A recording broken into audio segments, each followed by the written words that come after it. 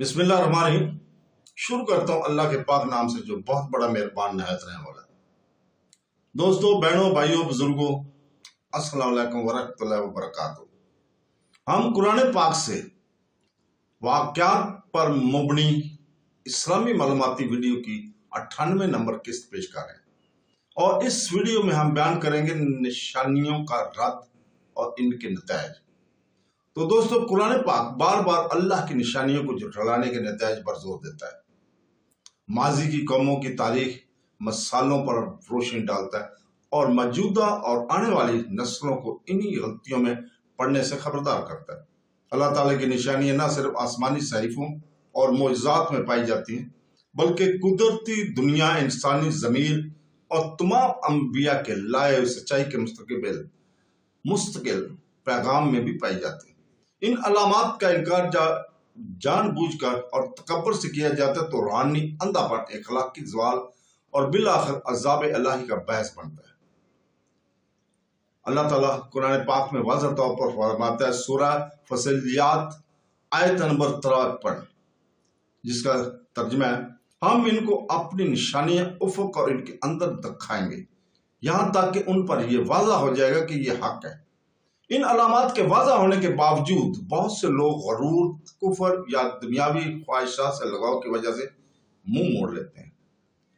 तो दोस्तों, तारीखी तौर पर कुरान पाक कई कौमों की कहानियां बयान करता है जिन्होंने अपने अंबिया की तरफ से लाए हुए निशानात को रद्द किया और इसके नतीजे में इन्हें संगीन नतीजे का सामना करना पड़ा। कौम नूह अलैहिस्सलाम, आद, समूद, कौम लूत अलैहिस्सलाम और फरौन के मिस्र की मिसालें कसरत से बयान की जाती हैं।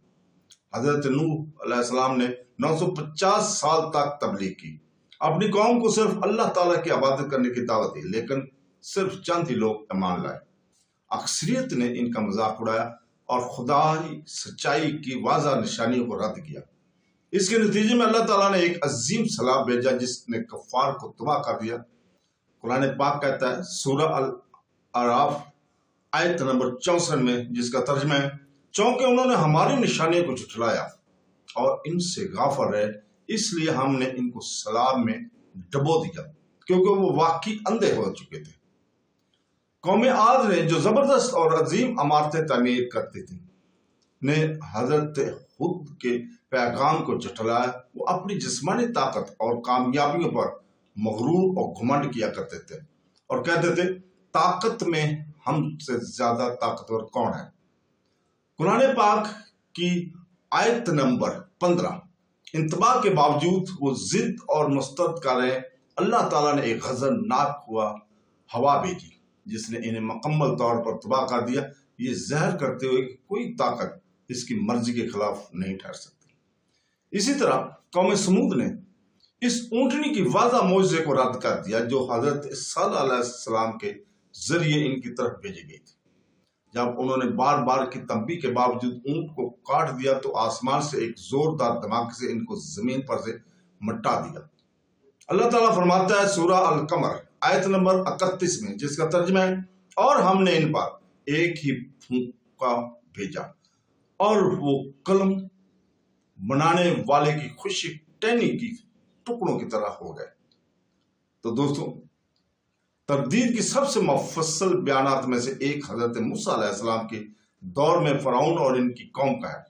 बेशुमार निशानियां देखने के बावजूद, जैसे लाठी का सांप बन जाना, रोशनी के चमकने वाला हार और मिस्र पर भेजी गई आफतें, फरौन तकब्बर करता रहा और इसने गरूर और इक़्तिदार को बरकरार रखने की ख्वाहिश से सच्चाई से इनकार किया और अल्लाह ताला ने इसे बार बार तौबा का मौका दिया, लेकिन इसका तकब्बर बरकरार रखा।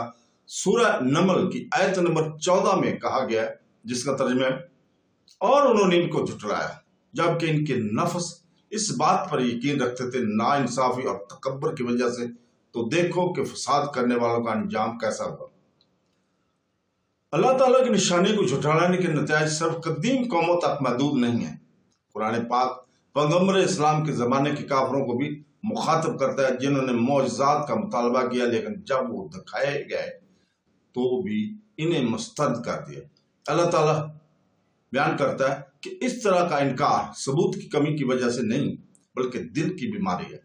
سورہ البقرہ آیت نمبر 6 اور 7، جس کا ترجمہ ہے بے شک جو لوگ کافر ہیں ان کے لیے برابر ہے کہ تم انہیں ڈراؤ۔ وہ ایمان نہیں لائیں گے، اللہ نے ان کے دلوں پر اور ان کے کانوں پر مہر لگا دیا اور ان کے آنکھوں پر پردہ پڑا ہوا ہے۔ یہ روحانی مہر مسلسل انکار اور گناہ کا نتیجہ ہے جو انسان کو سچائی اور ہدایت سے اندھا کر دیتا ہے۔ دوستو، بہنوں، بھائیوں، بزرگوں، نبی کریم صلی اللہ علیہ وسلم نے اپنے صحابہ کو حق کے واضح ہو جانے کے بعد اسے رد کرنے کی خطرات سے بھی خبردار کیا۔ ایک حدیث میں ہے، صحیح بخاری کی حدیث نمبر 52 میں، کہ خبردار، جسم میں گوشت کا ایک ٹکڑا ہے، اگر وہ ٹھیک ہو جائے تو سارا جسم ٹھیک ہو جاتا ہے، لیکن اگر وہ خراب ہو جائے تو سارا جسم خراب ہو جاتا ہے۔ وہ گوشت کا ٹکڑا دل ہے۔ جو دل اللہ کی نشانیوں سے بار بار منہ موڑتا ہے وہ سخت ہو جاتا ہے اور اس کی رہنمائی تقریباً ناممکن ہو جاتی ہے جب تک کہ وہ سچے دل سے توبہ نہ کرے۔ تو دوستو، اہم بات یہ ہے کہ اللہ تعالیٰ ہمیشہ انصاف کرتا ہے اور کبھی بھی کسی قوم کو عذاب نہیں دیتا جب تک کہ وہ پہلے کسی رسول کو بھیجے اور ان کے پر واضح کر دے۔ قرآن کریم سورہ اسرا کی آیت نمبر 15 میں اللہ تعالیٰ فرماتا ہے، جس کا ترجمہ ہے، اور ہم اس وقت تک عذاب نہیں دیں گے جب تک کہ ہم کوئی رسول نہ بھیجیں۔ یہ اللہ کی بے پناہ رحمت اور عدل کو ظاہر کرتا ہے، لیکن ایک بار جب سچائی ظاہر ہو جاتی ہے اور نشانیاں واضح ہو جاتی ہیں تو جان بوجھ کا رد کرنا تکبر اور الہی اختیار کے خلاف بغاوت بن جاتا ہے۔